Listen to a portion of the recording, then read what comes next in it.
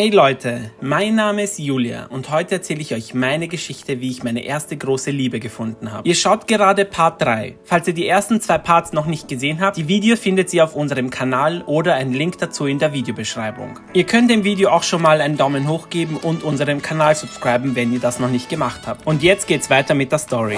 Irgendwo hier muss doch die Wohnung von diesen reichen Apple-Besitzern sein. Wo ist die nur? Da ist ja die Wohnung. Das sind einfach die reichsten Leute der Stadt. Und ich werde ihre Tochter heiraten. Und dann gehöre ich auch zu den reichen Leuten. Sie dürfen aber nicht wissen, dass ich eigentlich gar nicht reich bin. Es ist so widerlich, arm zu sein. Deswegen muss ich jemanden Reichen heiraten. Na, dann klingel ich mal. So. Okay. Na, wie lange braucht die noch? Ich meine, oh, hallo?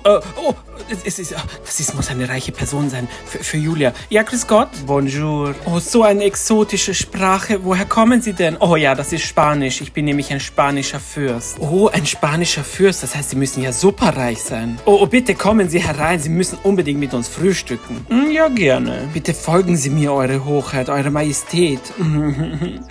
Bitte wundern Sie sich nicht. Das ist nur unsere Stadtwohnung. Wir haben natürlich ein Landhaus, das 10 Millionen wert ist. Oh, wie süß, ein 10 Millionen Haus. Oh, so billig. Ja, natürlich. Mit einem spanischen Fürst können wir natürlich nicht mithalten. Aber gehen wir doch zum Esstisch. Ja, das klingt sehr gut. Ich hoffe, Sie haben Kaviar. Natürlich. Wir sind reich. Wir essen nur das Teuerste. Wir lieben Fischeier. Und hier sind wir auch schon. Alle zusammen begrüßt bitte den spanischen Fürst. Wie ist denn dein Name, spanischer Fürst? TJ, sei gefälligst nicht so frech. Herr spanischer Fürst, das ist übrigens mein Ehemann. Mein Name ist Steve Apple. Ich gehe mal meine wunderschön bezaubernde Tochter aufwecken. Sie wird sich sicher freuen, Sie zu sehen. Julia, warum stehst du nicht auf? Steh gefälligst auf. Ja, was ist hier los? Was ist los, Mama? Ein spanischer Fürst ist zu Besuch. Zieh dich sofort an und mach dich schön. Vielleicht wird er dich heiraten, dann werden wir alle noch reicher. Los! Was? Ein spanischer Fürst? Warum ist er bei uns und nicht in Spanien? Klingt komisch. Mama, du weißt genau, ich will niemanden kennenlernen, nur weil er reich ist. Jetzt hör auf, so einen Unsinn zu erzählen. Natürlich wirst du ihn kennenlernen und natürlich muss er reich sein. Glaubst du, ich will jemanden Armen in unsere Familie holen? Mama, ich bitte dich. Bitte, tu mir das nicht an. Wieso habe ich nur so eine undankbare Tochter? Was habe ich nur falsch gemacht? Naja, für den Anfang solltest du vielleicht nicht deine 15-jährige Tochter die ganze Zeit zwingen, irgendwelche fremden Leute zu heiraten, nur weil sie reich sind. Du bist so eine undankbare Tochter. Du tust, was ich sage, sonst setzt es was. Hast du mich verstanden? Also komm jetzt, setz dein Lächeln auf und wir gehen jetzt ins Wohnzimmer. Sonst hast du den Rest deines Lebens Hausarrest. Oh, Herr spanischer Fürst, hier ist meine Tochter. Los, Julia, sag Hallo. Hallo. Oh, Mademoiselle, küss die Hand, schöne Frau. Ja, das Aussehen hat sie von mir geerbt, das sieht man doch. Oh ja, man sieht die Ähnlichkeit bezaubernd. Vielen Dank für das Kompliment, das war echt nett. Oh, meine liebe Julia, ich bin hin und weg. Bitte heiraten Sie mich sofort. Was? Ich soll Sie heiraten? Ich kenne Sie genau für 2 Minuten. Mein Traum, Ihr Traum geht in Erfüllung. Sie wird endlich heiraten. Ach, wie schön. Julia, glaubst du etwa nicht an Liebe auf den ersten Blick? Bitte heirate mich. Was? Sie heiraten aber...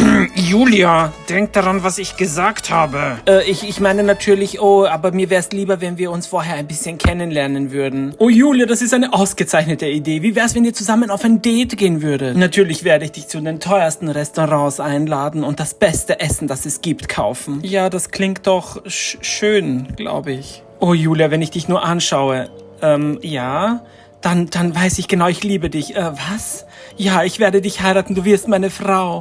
Wir kennen uns ja kaum. Julia, du bist ja die immer diese romantischen Bücher liest, also glaubst du garantiert an Liebe auf den ersten Blick. Also abgemacht, Sie gehen mit meiner Tochter auf ein Date. Los, kommen Sie in mein Büro, dann besprechen wir das Business, was wir haben werden dann. Nachdem Sie meine Tochter heiraten, Sie bekommen natürlich einen Anteil unserer Firma. Julia, was fällt dir an, so frech zu sein? Mama, ich habe kein Interesse an ihm, er ist so oberflächlich. Ihm interessiert nur Geld. Hey Bro, Schwester, sei froh, dass du überhaupt jemanden findest. Ja, du bist nicht gerade die Schönste. Also Julia, für jemand, der so ein hässliches Gesicht hat wie du, bist du ganz schön eingebildet. Was? Bin ich wirklich so hässlich, dass mich niemand lieben wird? Ach, hast du keine eigenen Augen im Kopf? Hast du noch nie in einen Spiegel geschaut? Jetzt gehst du in dein Zimmer und machst dich bereit für das Date und keine Widerrede. Ja, okay, ich gehe in mein Zimmer.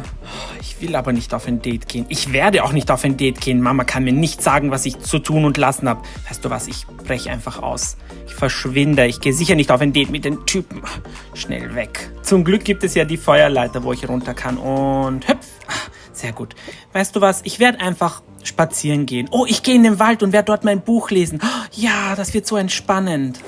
Das ist mein geheimer Versteck. Niemand weiß, dass es diesen geheimen See hier gibt. Und ich werde dem auch niemanden zeigen. Dieser Platz ist nämlich nur für mich alleine zum Lesen und zum Entspannen. Zum Glück hat mir dieser geheimnisvolle Junge in der Party mein Lieblingsbuch wiedergebracht. Ich frage mich, was dieser geheimnisvolle Junge jetzt wohl macht. Vielleicht denkt er gerade an mich. Oh, ich konnte zum Glück von zu Hause entkommen. Mein Vater ist so nervig. Immer will er, dass ich was Böses mache, aber ich habe keine Lust. Ich will einfach nur hier entspannen und lesen.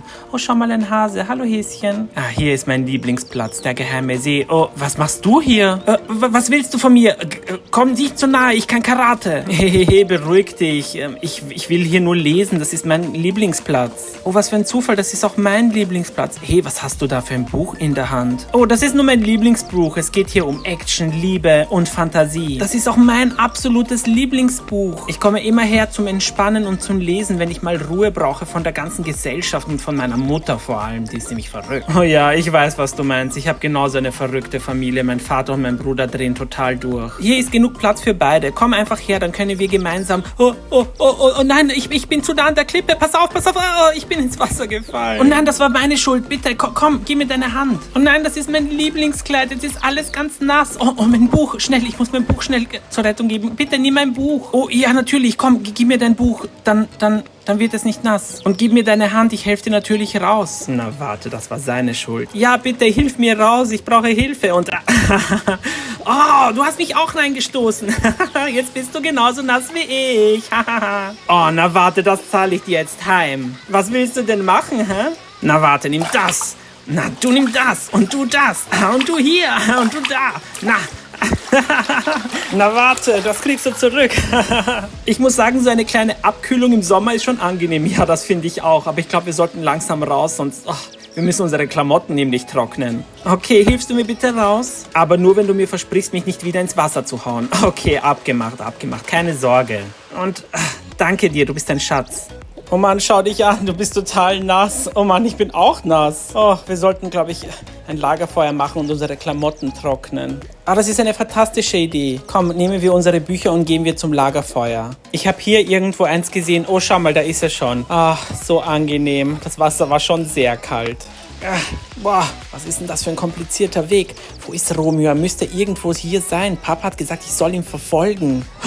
Romeo, was machst du? Weißt du eigentlich, wer das ist? Was machst du hier, Bruder? Hast du eigentlich eine Ahnung, wer dieses Mädchen ist, Romeo? Nein, das weiß ich noch nicht. Ich habe noch nicht nach ihrem Namen gefragt. Warum? Was ist mit ihr? Sag bitte nicht, dass du dich in diesen Mädchen verliebt hast. Doch, habe ich. Und oh, schau mal, da ist ein glitschiger Stein. Ups, was fällt dir ein, mich einfach ins Wasser zu hauen? Es tut mir wirklich leid, ich muss los. Schnell gehen wir, mein Bruder. Komm schon, nimm deine Bücher, ich bring dich nach Hause. Okay, natürlich. Oh, vielen Dank dafür. Komm, gehen wir. Damit kommst du nicht davon, Romeo, das werde ich Papa sagen. Ich bin in meinem Leben noch nie so schnell gelaufen.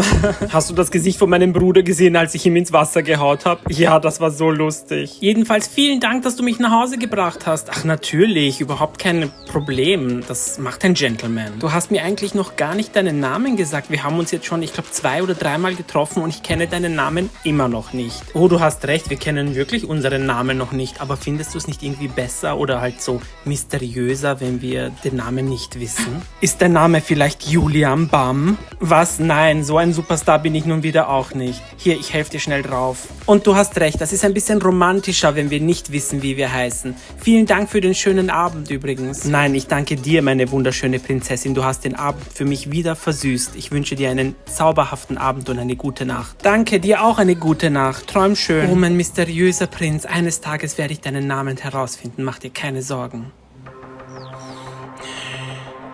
Das wird kräftigen Ärger geben, Julia. Dafür werde ich sorgen, wenn das Mama erfährt. Ach ja, meine zauberhafte Prinzessin.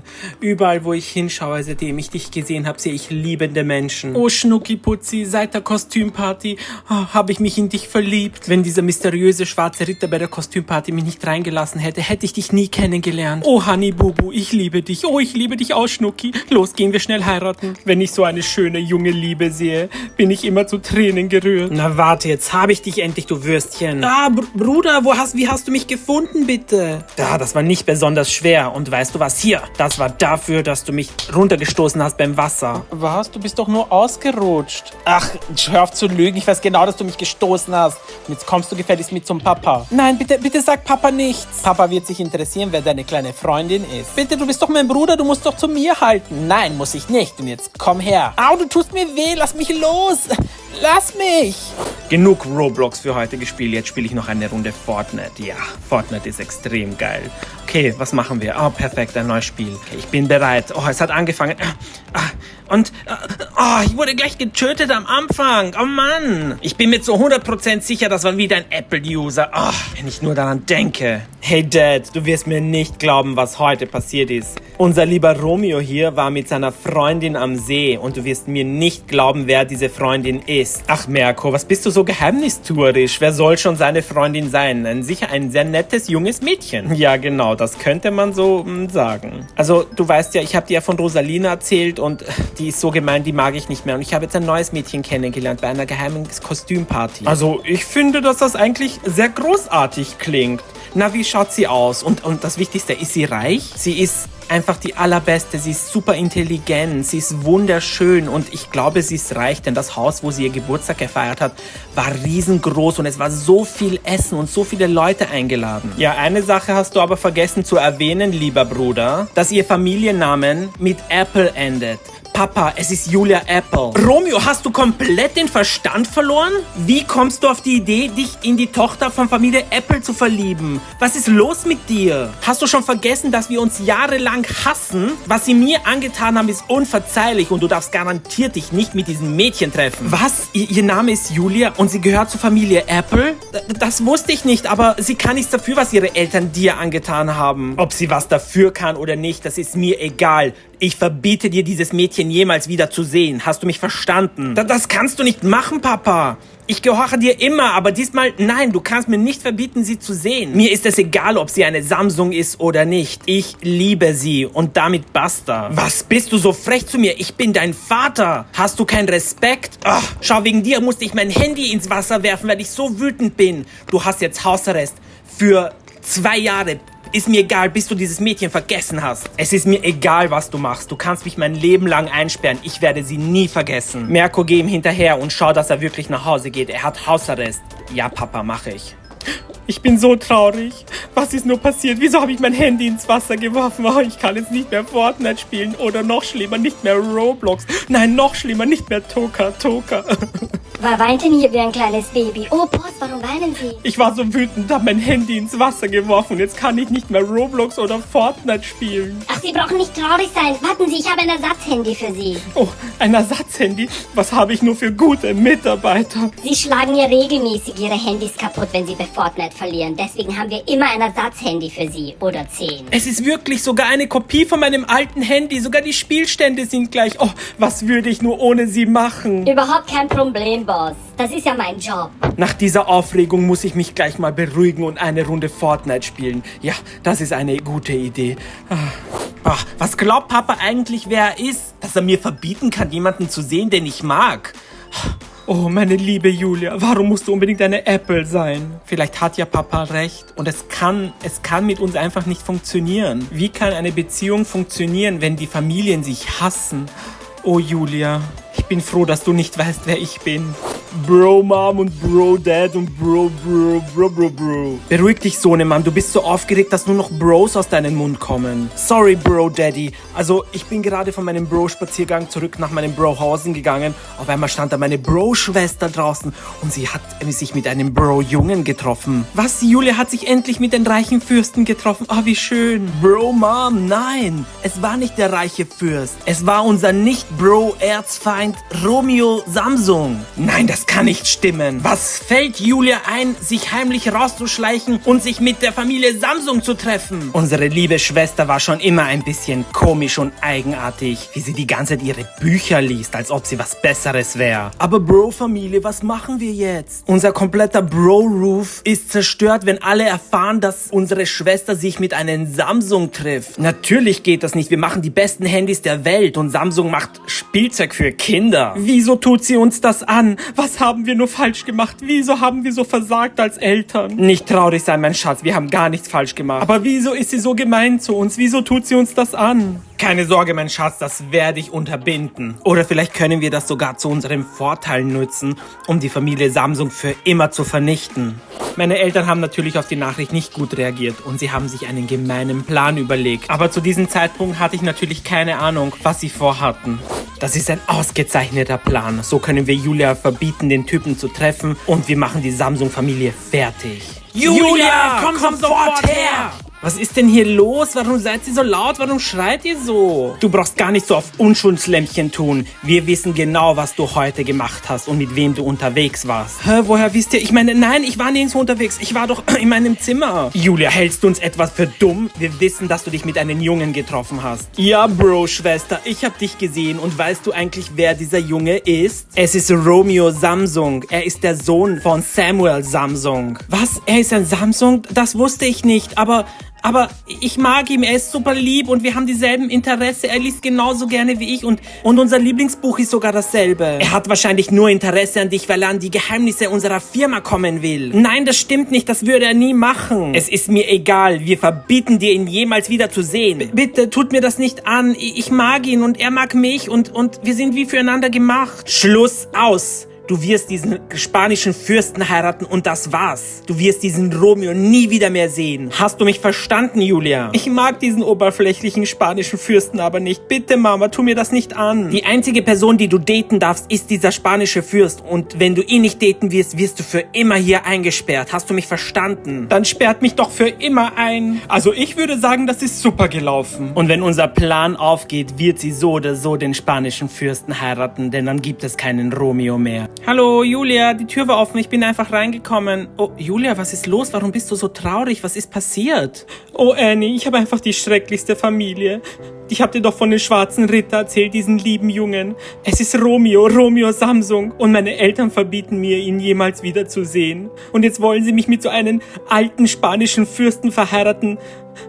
Ich weiß nicht, was ich machen soll. Oh, Julia, das ist ja schrecklich. Was können wir nur tun?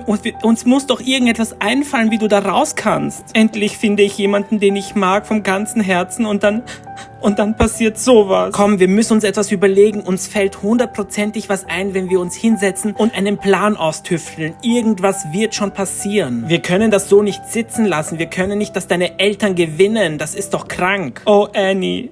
Ich habe irgendwie alle Hoffnung aufgegeben. Ich weiß nicht, was ich machen soll. Oh, Julia, bitte hör auf, so traurig zu sein. Ich habe eine Idee. Was ist, wenn du mir einen Brief mitgibst und ich gib's ihm Romeo oder seinem besten Freund und er bringt es ihm? Annie, das ist eine brillante Idee. Du bist einfach die allerbeste. So können wir gemeinsam einen Plan erstellen und vielleicht finden wir eine Lösung. Und dann glaubt ihr auch nicht, dass ich ihn einfach verbannt habe und ihn nicht mehr sehen will. Schau hier, ich habe den Brief jetzt schon geschrieben. Ich bin nämlich sehr schnell. Ich kann nämlich Briefe in einer Sekunde schreiben. Wow, du bist echt schnell. Komm, gib mir den Brief, dann bringe ich's Romeo seinem besten Freund. Oh, Annie, was würde ich nur ohne dich machen? Vielen, vielen Dank. Ich weiß nicht, wie ich dir jemals dafür danken kann, dass du mir beistehst. Hör auf, Julia, dafür sind ja beste Freunde da. Okay, ich mache mich jetzt auf den Weg. Ich hoffe, dass es Romeo verstehen wird. Was ist, wenn er mich hasst, weil ich eine Apple-Userin bin? Und was ist, wenn er glaubt, dass alles, was ich geschrieben habe, gelogen ist, weil ich ihn manipulieren will oder sowas? Zum Glück weiß er ja noch nicht, wer ich bin. Das wird sicher ein Riesenschock für ihn. Oh, ich muss mich ablenken. Ja, mein Lieblingsbuch lesen, das wird mich von allem ablenken. Auf meine Bücher kann ich mich immer verlassen. Und auf Annie. Und vielleicht sogar auf Romeo. Was glaubt ihr, wird als nächstes passieren? Wird Romeo den Brief bekommen? Werden meine Eltern von dem Brief erfahren? Werden sie es schaffen, uns zu zerstören und unsere Liebe? All diese Fragen und noch viel mehr wird in der nächsten Episode beantwortet. Vielen Dank fürs Zuschauen. Ich hoffe, euch hat diese Episode gut gefallen. Falls die Episode euch wirklich gut gefallen hat, generell die Geschichte, dann gibt's dem Video bitte einen Daumen hoch, abonniert unseren Kanal und aktiviert die Glocke, damit ihr keine weiteren Videos mehr verpassen werdet. Und wie immer zum Schluss möchte ich mich bei unseren Superfans bedanken. Ohne euren Support und Unterstützung weiß ich nicht, ob wir weitere Geschichten posten würden. Vielen Dank an Nadesh82, dass du all unseren Videos einen Daumen hoch gibst.